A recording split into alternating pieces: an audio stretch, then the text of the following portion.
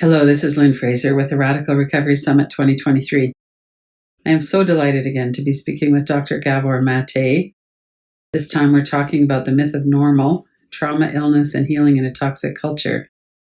His new book is on the bestseller lists everywhere for good reason. He's asking us to see the truth of our toxic culture without falling into despair, to acknowledge the struggle at the same time as we cultivate agency through personal healing and collective action. What kind of world do we want to live in? And what kind of world does Gabor live in? That's the question we're exploring in our talk. Well, I really appreciate you meeting with me. I know how busy you've been, and what a journey it's been for you with the myth of normal. Yeah, it's quite remarkable. Yeah. So what are your highlights of the interviews you've been doing and the work you've been doing around that over the last year? It's been so long, that book has dominated so much of my attention for the last 10 years, and I've been through such difficulties and challenges to getting it done. And so just to get it out was fantastic. And, look, it's been on the Canadian bestsellers list since it's appeared. It's just the #1 best-selling Canadian book now. It's on the New York Times bestsellers list, and it's just it's been published in 30 countries. So, that's wonderful. So the whole thing is just a big thrill. But in the process, I got myself very depleted. I took on too much travel, too much speaking. I could barely even speak for a while, and of course, I over-identified with the book, and that really told on my relationship with Ray. So we've had to work our way back. That's why. So it's been exhilarating and depleting at the same time, So, so the thing is, to be more aware of staying grounded and not identifying with the book and how it's doing, and all the activities around it. So it's another learning curve, I know even reading the book is difficult. Yeah. The circumstances that you're talking about are really hard. And I know at the beginning when I was reading about Indigenous people in Saskatoon and the study there, I grew up about 60 miles north of there. Yeah. And so that was kind of the big city for me. Yeah. And very familiar with a lot of the conditions with Indigenous people, certainly where I lived and in Saskatoon. And it hasn't seemed to have changed. Some things have changed, but the racism is still so extreme.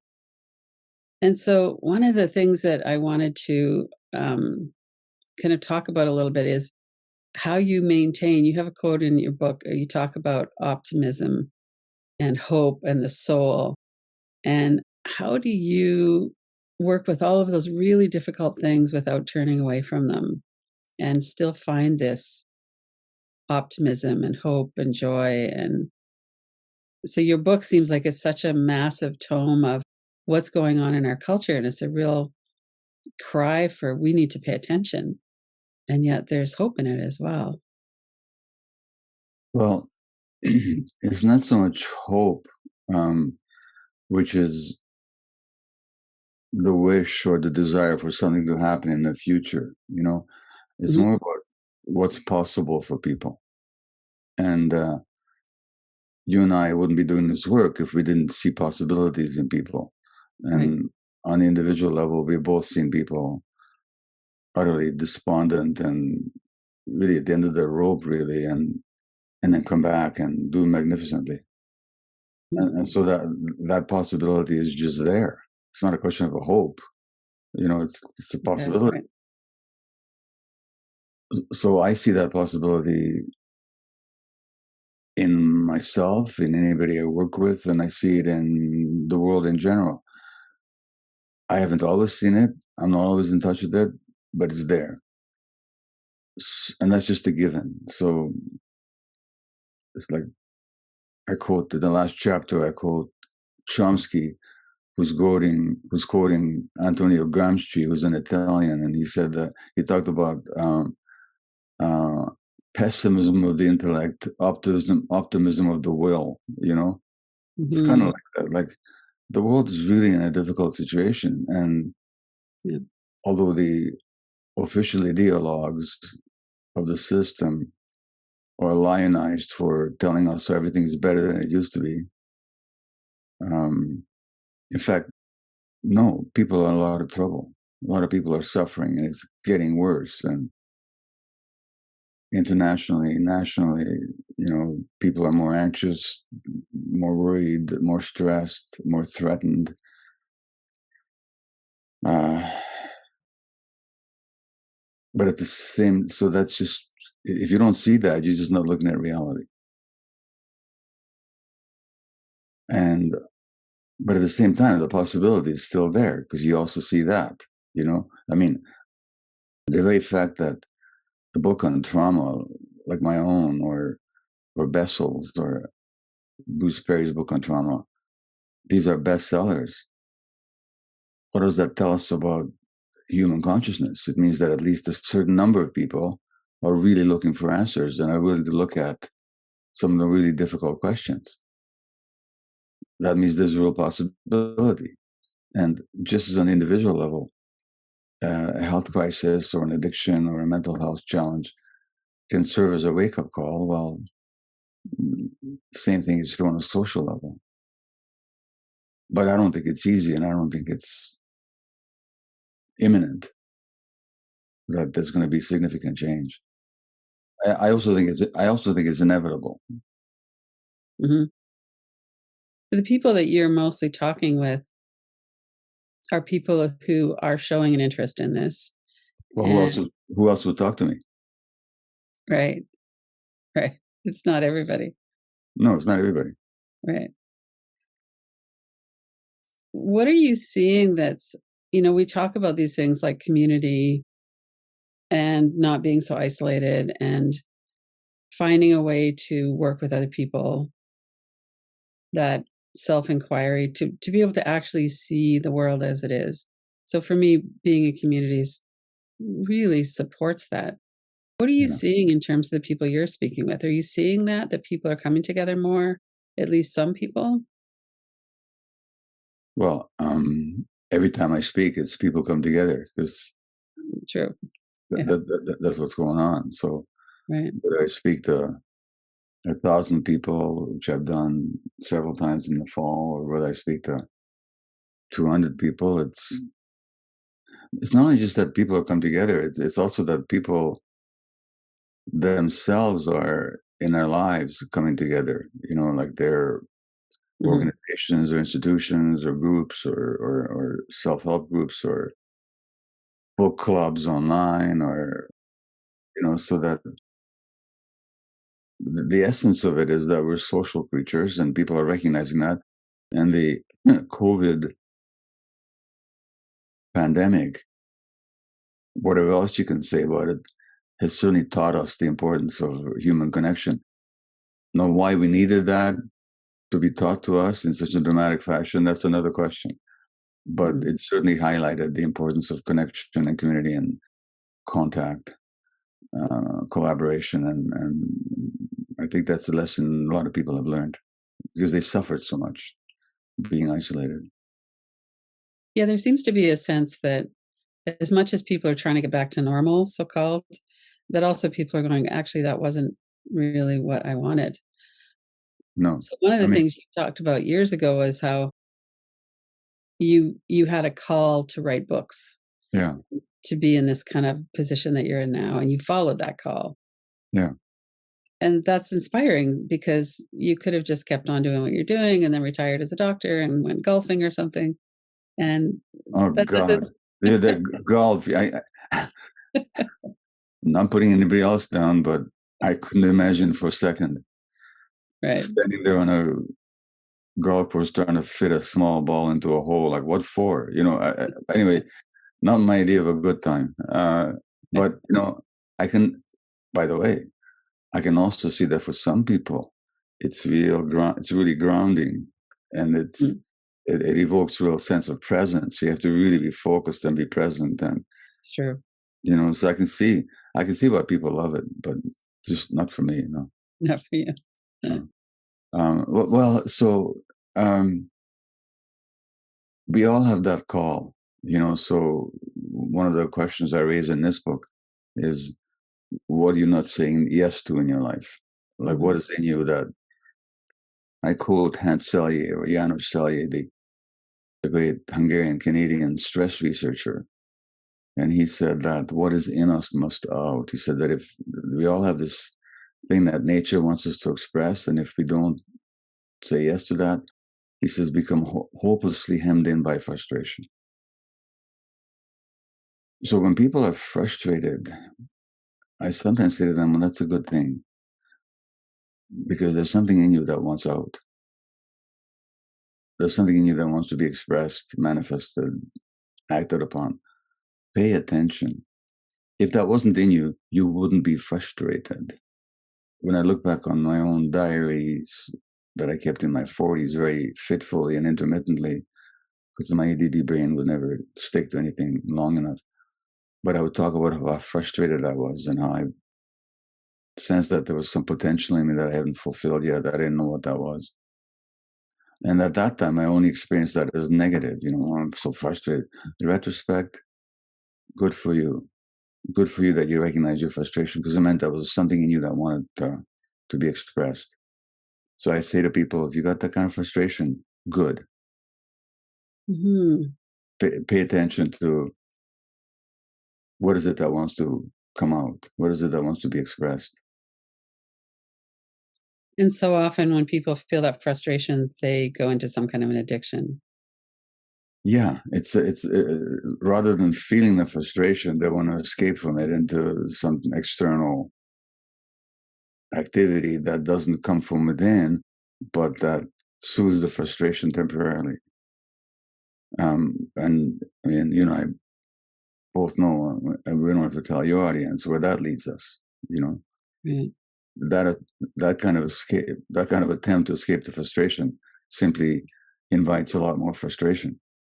In the end, what I'm saying, face your frustration. If there's frustration in you,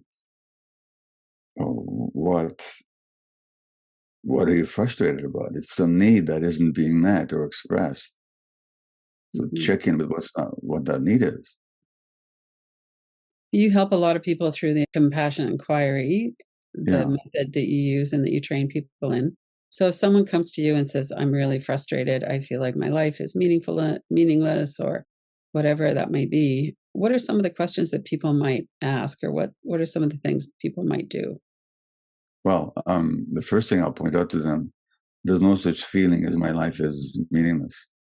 That's not a feeling. Feelings are, I'm tired, I'm hungry, I'm sad, I'm angry. Those are feelings. My life is meaningless. Not a feeling, is it? What is it? What is it?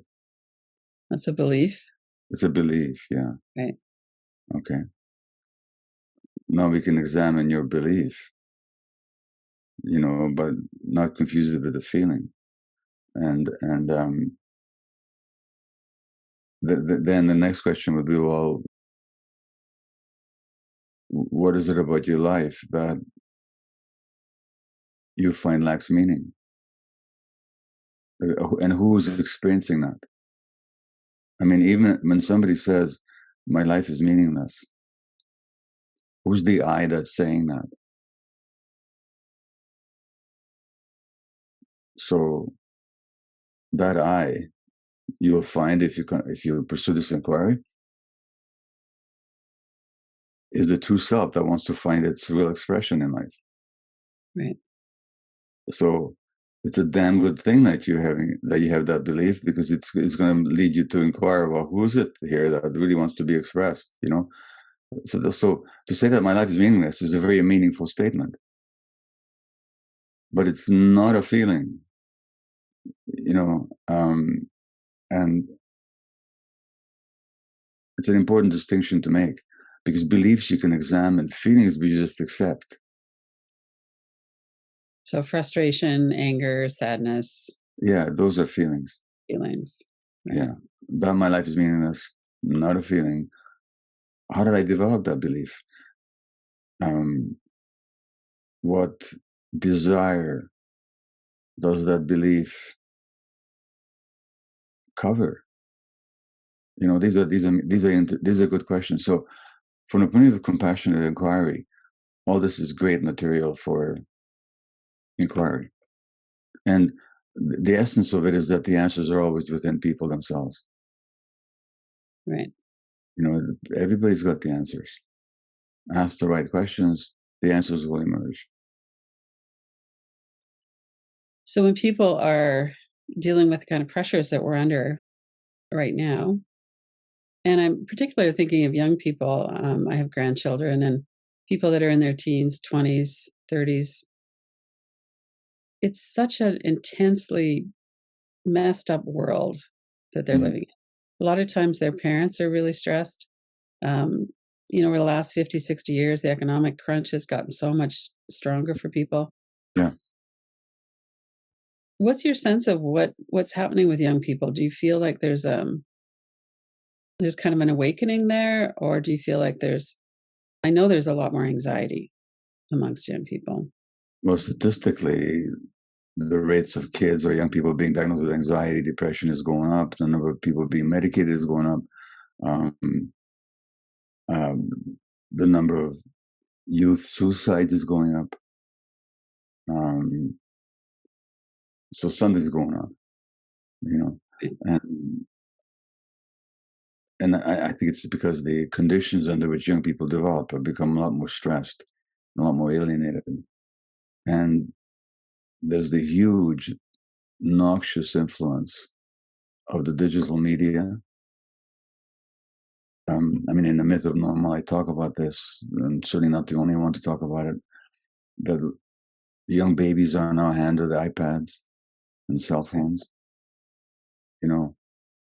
which actually fries the healthy development of the brain. Circuits of insight and presence and focus and attention don't develop well when kids are hooked into digital media. There's the whole very deliberate and very conscious and very astute corporate assault on children's brains, trying to get them addicted to junk foods and to junk television and to junk toys and to junk digital media. Very deliberate. It's very targeted. Mm-hmm. They call it neuromarketing. They're targeting the nervous system of the infant and the young child and youth. And all this means less human contact. Right. So people's actual needs for human connection is being constantly frustrated from an early age on. No wonder. And then there's the whole pop culture phenomenon, which is so addictive. And it's so... there's a lot of creativity in pop culture, a lot of incredible, talented people. But it's all marketed and controlled. And these influencers who are 8 or 9 or 10 or 11 or 15 or 18 years old, and they have millions of followers. Right. See, I have an Instagram account, and honest to God, I never go on Instagram myself. I don't follow it. I don't even know how to even log into it. Mm-hmm. But every once in a while, I do an Instagram live with my daughter, Right. Yeah. So, or with other people, it's a platform, right? Now, so it turns out it's a big deal because I now have 1 million followers on Instagram. Right. And that's good. Then there's Justin Bieber, who's got 120 million followers on Instagram. So talk about, I'm not even a small potato, like a small seedling, and that in itself, but what are they following? Mm-hmm. They're following the emotional ups and downs and latest pop culture offerings and personal gossip of a very troubled young man, right, who is having to grow up in public under tremendous pressure, and a lot of these influencers are that way. And these are What are they influencing? And this is the pop. I'm not criticizing them. I'm just saying that they're adrift. Multiple millions. You know, there's a 10-year-old kid whose TikTok videos have been downloaded 30 billion times. And it's all about lousy toys. Now, these are the influences that our kids are facing.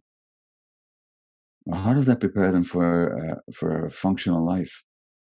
Right. You know, no wonder they feel isolated and adrift. You know, so and you mentioned the stress of the parents. The stress are hardly even present for a lot of kids as the emotionally available adult nurturers. Right. So this is a toxic culture. It actually poisons people, and so it's almost like anybody who wants to become truly themselves or parent their children in a healthy way, they have to go against the culture. Right. Rather than take align themselves out of it somehow. Take themselves out of it rather than align with it. Right.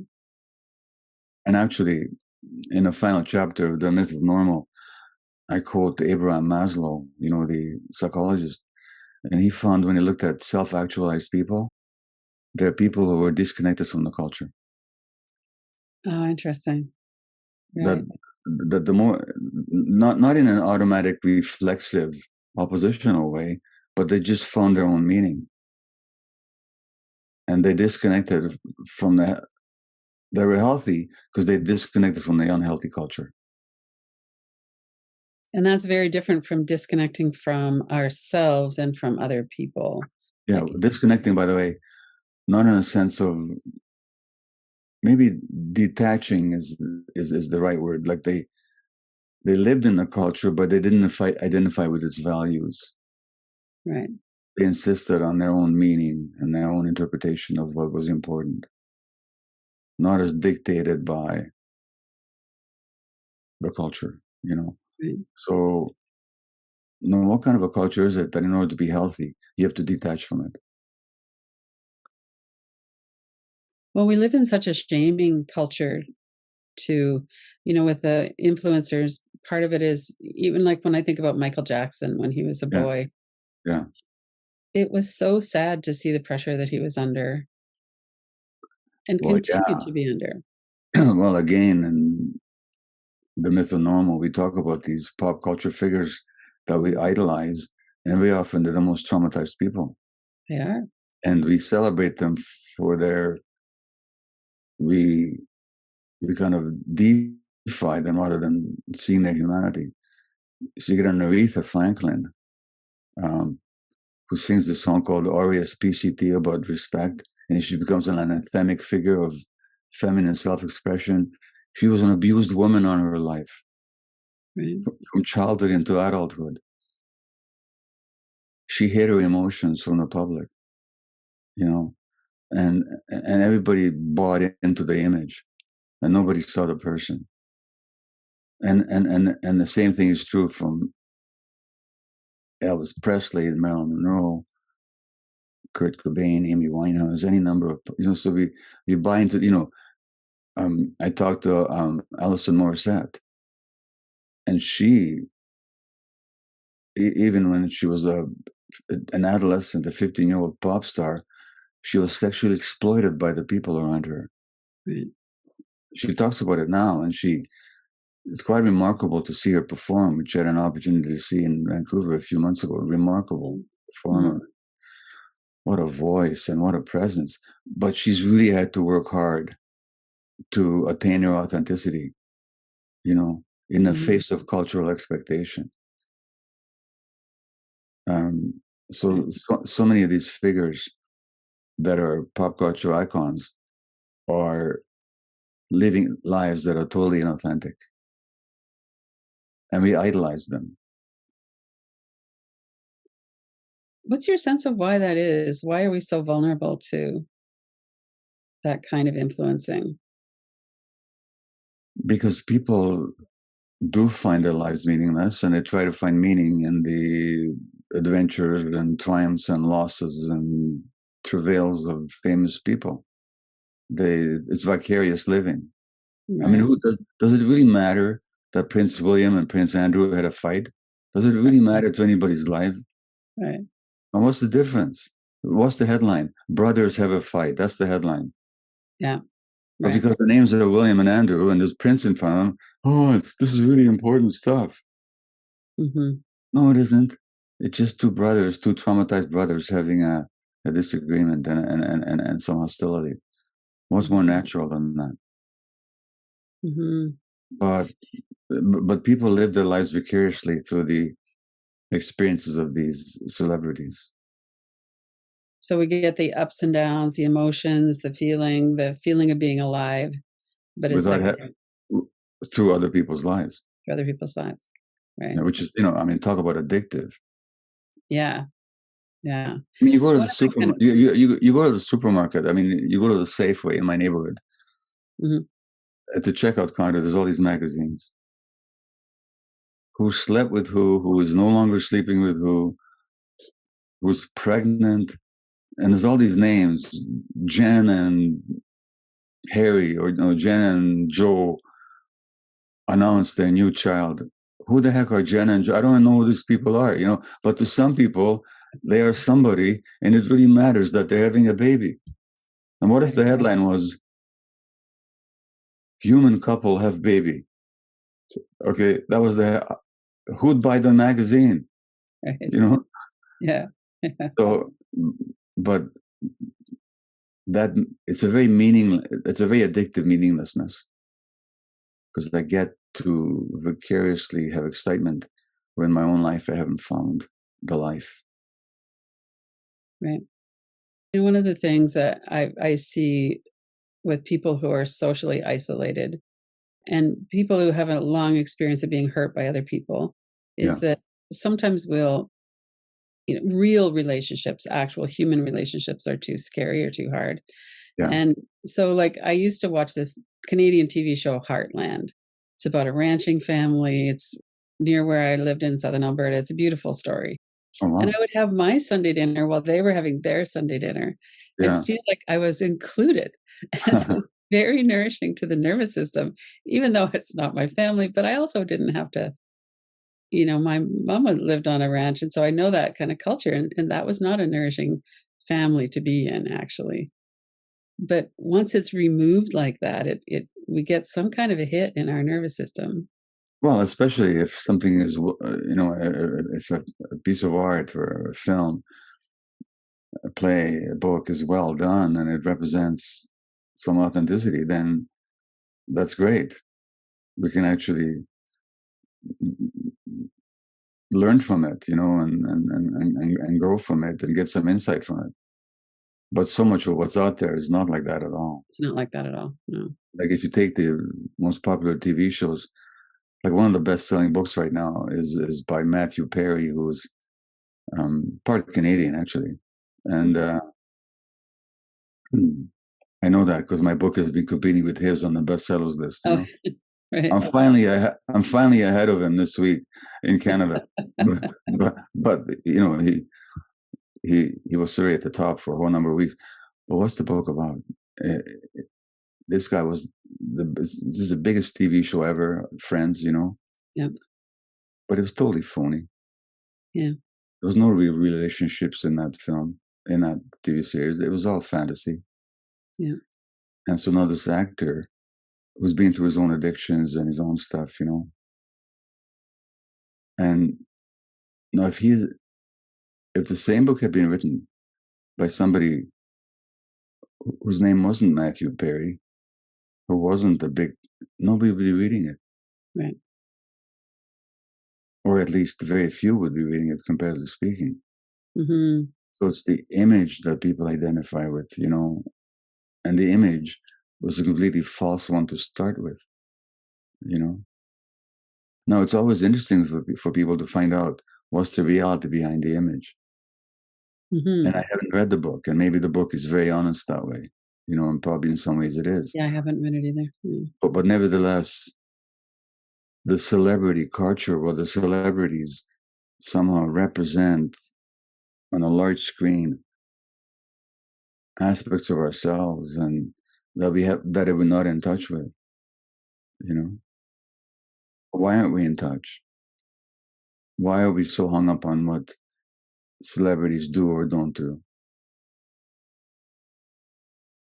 What's the answer to that?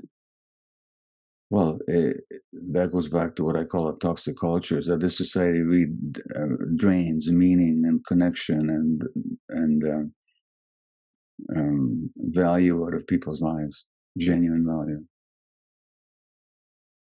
And that's what the struggle is to find it for ourselves. Right.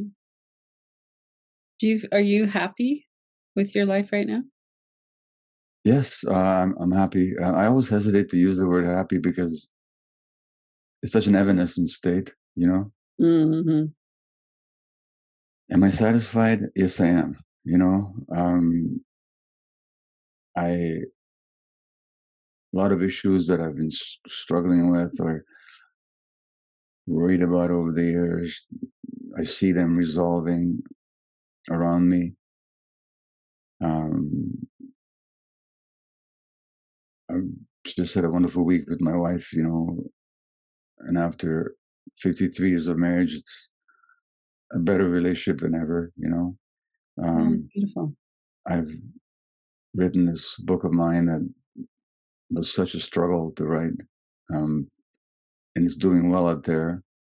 The reason I hesitate to answer the question absolutely in the positive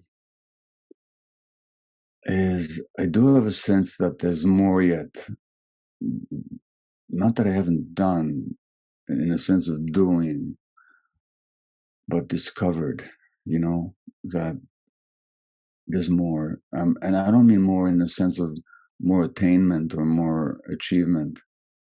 Although, of course, the ego never has enough of that. I mean, just never, you know. That's the nature of the ego. It is, yeah. But I'm not coming from there. It's this really has to do with spirituality and finding a deeper ground. You know, there's more for me to travel on that one. You know, and in the absence of that, I hesitate to say yes. I'm really happy. You know, I'm far from the state of. Actually, I don't know how far I am. Who knows how far I am? You know, I'm not at that state of equanimity where I can say, yeah, I'm really here. You know, I can't say that I am. So that's the answer. So it would be accurate to say there's less frustration because you are kind of giving birth to a lot of the things that you might have been kind of holding in before. I'm curious why these questions about me. I'll answer you, but I'm just curious what that's about for you. Oh, I'm just curious. I find it fascinating to see how people actually operationalize what we know, especially about trauma. Okay. And so I think that's part of it, is just a lot of people probably have a lot of ideas about you and who you are. And a lot of people are probably going, well, he's really got it made. He's the best-selling author. He's got this great Wisdom of Trauma movie. He's really doing this. And you do such interesting work. You know, the program you did with Dr. Schwartz and on Sound Street, all of that is so interesting. So to me, it looks like your life is really fascinating. And yet I also know that during the time you were writing Myth of Normal, it was really difficult. And so just to give people more of a sense of who you are, that's the reason that I asked. Okay, got it. Thank you. What was the question again? Well, just it seems to me that you probably don't have as much frustration. Like, when you were talking about there was something in me about writing. Any frustration I have right now is purely generated by my ego. Okay? Okay. There's no. I'm a very fortunate little cookie, really. The way this cookie has crumbled has been really fortunate, you know. I mean, look, here I am, 79. get to travel the world, speak what I want, say what I believe. Right. I mean, sometimes people listen to you.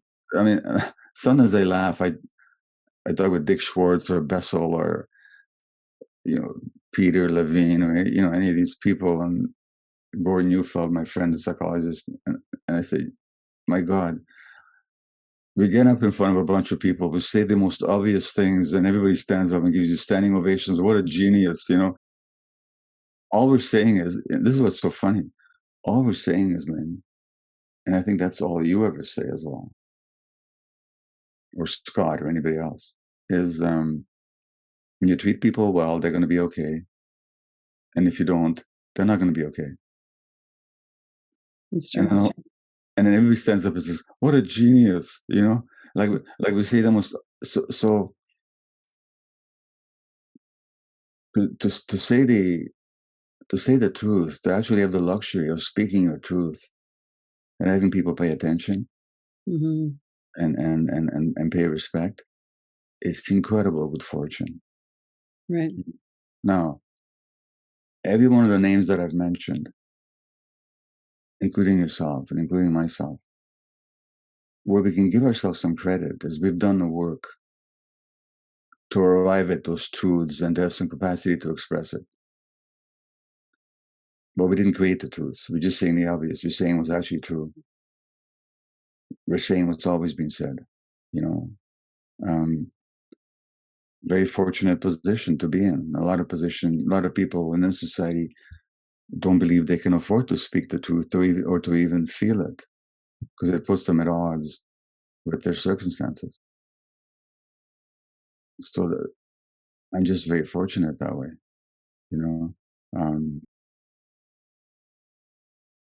So any frustration is purely ego generated. It arises when I compare myself to somebody else, or do you know that story of the fisherman and the fish, where this fisherman catches this fish, and the fish says, you don't realize this, but I'm the king of the fish, and if you throw me back and give me my life, I can grant you every wish. Well, you know how that story ends? I don't remember the ending of it, actually. Well, the fisherman says, well, I just wish for a new house. The fish says, go home. He gets home. There's his wife sitting in this beautiful new house. And the wife says, what happened? And so the fisherman tells the story. He says, you idiot. Couldn't you have asked for a palace?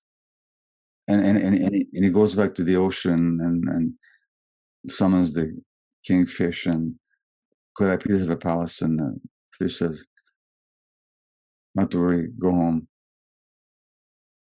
Until he becomes the king. And then he becomes the Pope. And you idiot, couldn't you have asked to be God? And he goes back to the king and says, I want to be God.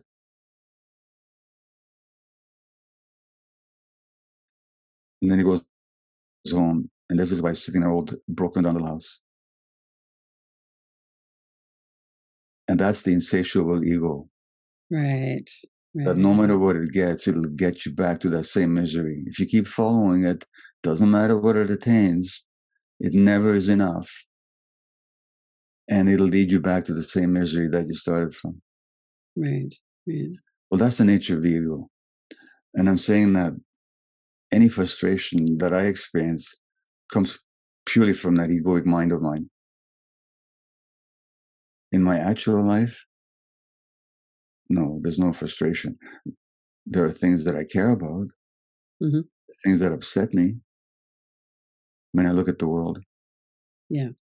There's things that I want to do something about, and things that I have to accept that I can't do anything about.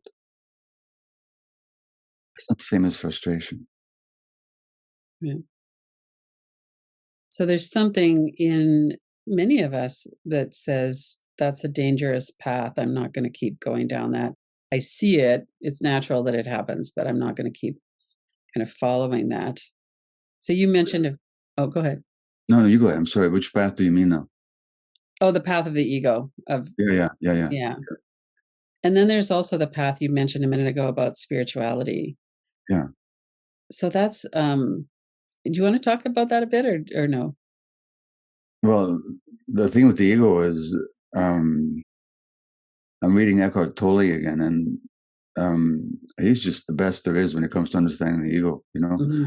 And I find it helpful to keep returning to him every few years. And with that ego, you just observe it, just watch it doing its thing. There's nothing wrong with it being there. Don't let it take over.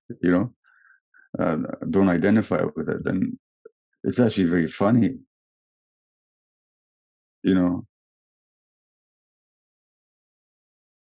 I mean, think about it. The ways it takes us. Yeah.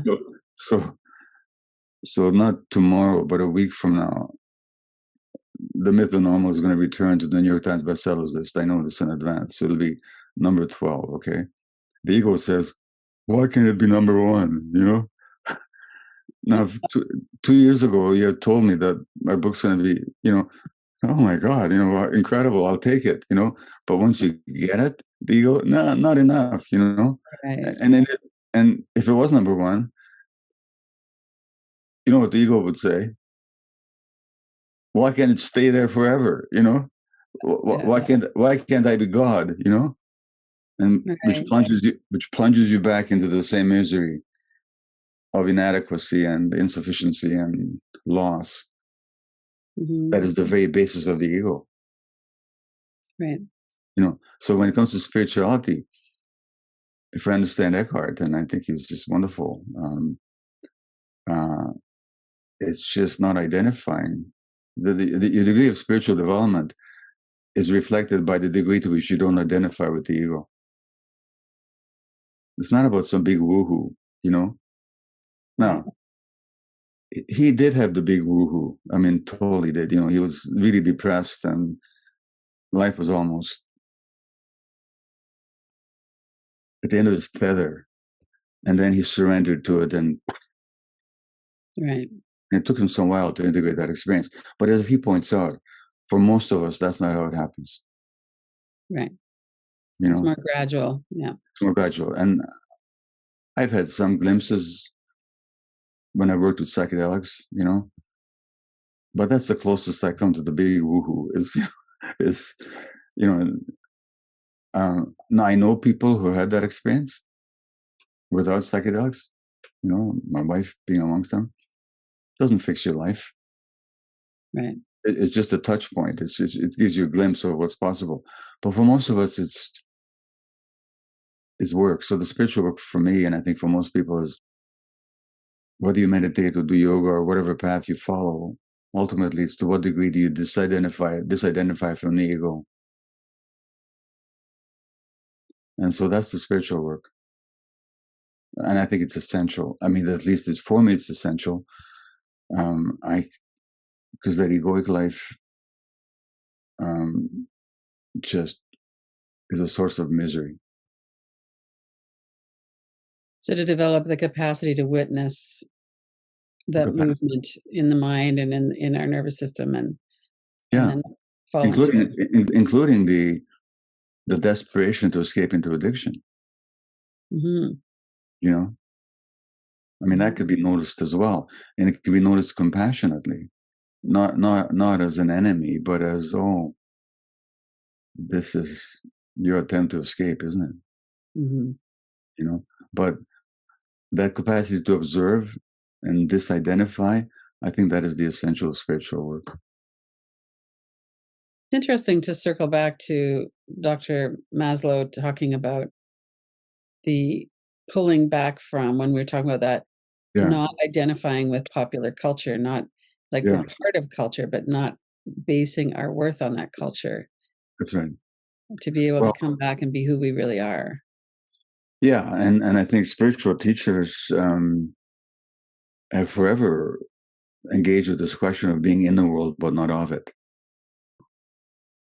I mean, the Buddha made that decision at some point. Like he had this satori, he had this experience, and he, according to tradition, he then had a decision to make. I could dwell in my equanimity,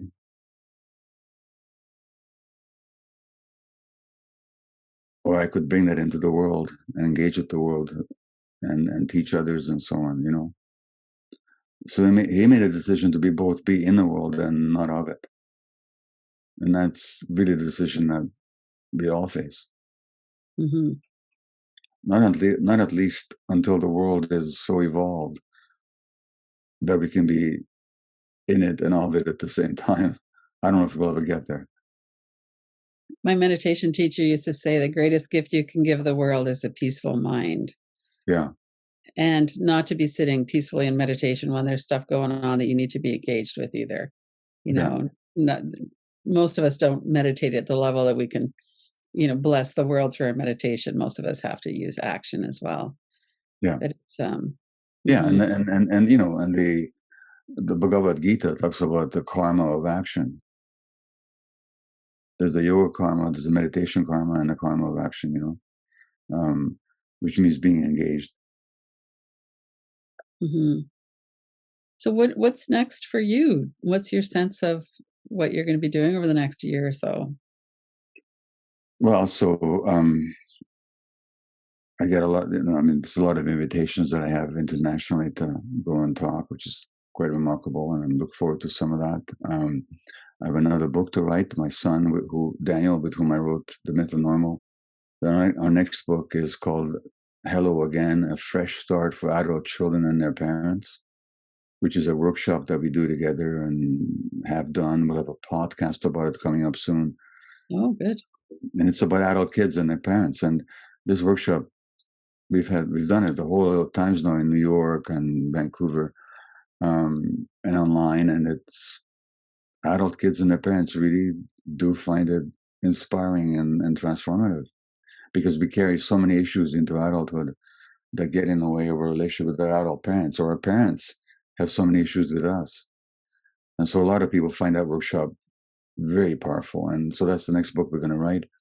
So I'll be traveling, speaking, taking care of myself, writing the new book. And then, you know, the one thing, and maybe you and I have both found out by the time we get to be at the stage we're at, is that life will always bring something for us to, even if, never mind all the planning and all the ideas that we have. Life itself will bring its own. It's going to bring something. Yeah. It's going to bring its own menu for us to digest, you know. And the question is, can we be prepared to do that, to face whatever may come up, you know? Yeah, I find that too. I'm going to be 70 in a couple of months. Oh, and still wet behind the ears, are you? Well, I feel a lot more adult than I ever did when I think I was about 50 when I started to think, well, maybe I'm an adult now. It took a while. Yeah. Yeah. So how's that for you then? It's good. I'm realizing though that I have to, like, I have the great blessing of a lot of interesting work. Yeah. And I can't work as much as I do. So this last year I've really been looking into what is it I can do that I can be of benefit in the world, but that I really enjoy. What can I cut? Some things I have to cut back on. So I've been really working on that. Pardon me for asking, but is your body saying no? Yeah. Have you read that book of mine? I have. Yeah. Well, you and better I keep that top of mind, you know. Yeah, you better keep. Well, listen. At the Myth of Normal, there's a chapter called "Before the Body Says No." Right. You might want to engage that's a set of exercises you actually might want to do. I actually have done that. In October, November, when the book first came out, I was working with a weekly class that I do with your book, and that was one of the exercises that I did with the group, but also that I've been doing with myself as well. And how do you find it? Good. Yeah, it's clarifying. Yeah, that we need to really sit with. And I gotta do it too, because as I was telling you, I really got myself depleted with all this travel and speaking. I lost my voice. I was coughing, and my relationship with my wife suffered, you know? Right. Because I wasn't saying no. Right. Here I'm teaching people to say no, and I wasn't, so that's so important. It is. It is. One of the things that people often say when they talk to me about you is that you're really authentic and really honest. So you don't try to pretend that everything's okay. You really work with, this is actually how it is. These are the things that I'm working with. Yeah. And that's part of what I admire about you, is that you're honest. Well, thank you. It's a lot easier to be this way than to try and pretend anything, by the way. That's true.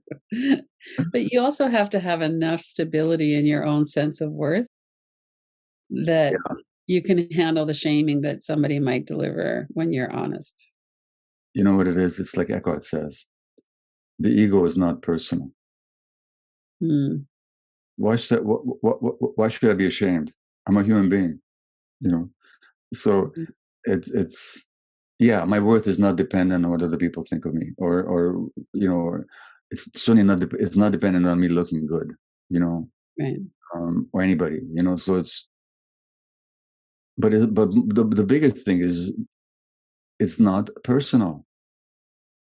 Right. It's so general. So why should any of us be ashamed of our foibles and our challenges and our contradictions? Yeah.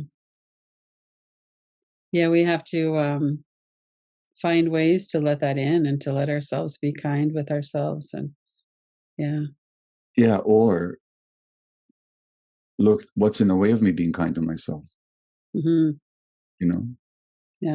Some of the questions in your book were very helpful in terms of what's in the way of me. What am I saying yes to? What am I saying no to? What's in the way? Or sometimes, what am I not saying yes to? Yeah. Like, how do I keep myself so busy and occupied that what's really in me is blocked from being expressed? Right. Yeah, really wonderful questions. So I know that we're at our time here, but thank you again for being on the Radical Recovery Summit. I feel very fortunate and blessed that you've come back on again this year. And this year our theme is embodied healing. So it's such a good way to look into this. And thank you for your book. And thank you for your work. And I really appreciate you. Well, then, thank you. It's always such a pleasure to speak with you. So I'm glad I could make it happen. Thank you. Thank you for watching the Radical Recovery Summit 2023. To watch more of the interviews and the clips, and to share with your friends, please go to radicalrecoverysummit.com.